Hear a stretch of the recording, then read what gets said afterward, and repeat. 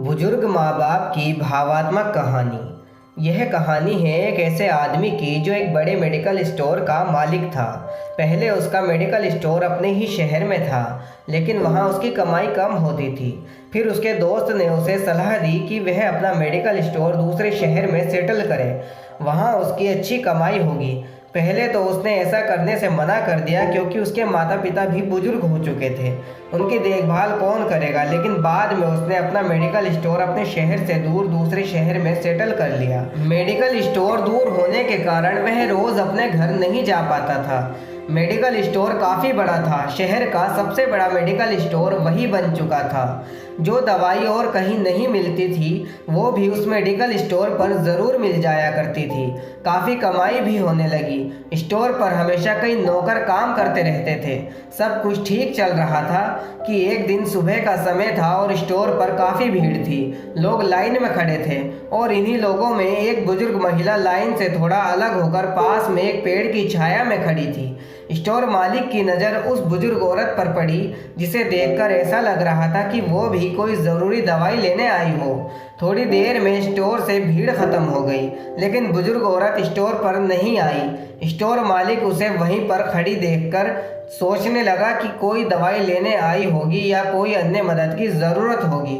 चलो मैं ही वहां जाकर उनकी मदद करता हूं। और ख़ुद वहां पर जाकर बुजुर्ग महिला से कहा, माताजी आप काफ़ी देर से यहाँ खड़ी हो, आपको क्या चाहिए? यह सुनकर बुजुर्ग औरत बोली कि मैं दवाई लेने आई थी, लेकिन मैं भूल गई कि कौन सी दवाई लेनी है। फिर थोड़ी देर बाद बोली कि मुझे याद आ गई। मालिक ने कहा, जल्दी बताओ आपको कौन सी दवाई चाहिए, मैं आपको लाकर दे दूंगा। तो उन्होंने कहा कि मुझे बच्चों की याद न आने की दवाई चाहिए। यह कहते हुए बुजुर्ग महिला की आंखों से आंसू आ गए और वहां से चल दी। यह बात सुनकर मेडिकल स्टोर मालिक कुछ नहीं बोल पाया और उसकी आंखें भर आई और अपने माँ बाप को याद करने लगा, जिन्हें वह अपनी कमाई के चक्कर में भूल चुका था।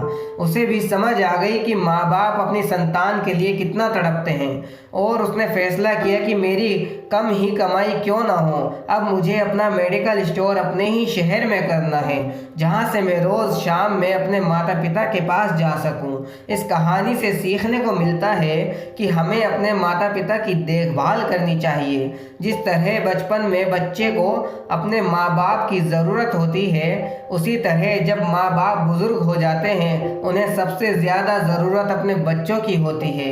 इसलिए अपने माता पिता के पास रहो, उनकी सेवा करो, क्योंकि ज़िंदगी में केवल एक बार ही उनकी दुआएं लेने का मौका मिलता है। अगर एक बार वो इस संसार से चले गए तो फिर कभी वापस नहीं आएंगे। दोस्तों, आपको ये कहानी कैसी लगी कमेंट में ज़रूर बताना। अगर अच्छी लगे तो शेयर ज़रूर करना। Thanks for watching, subscribe now.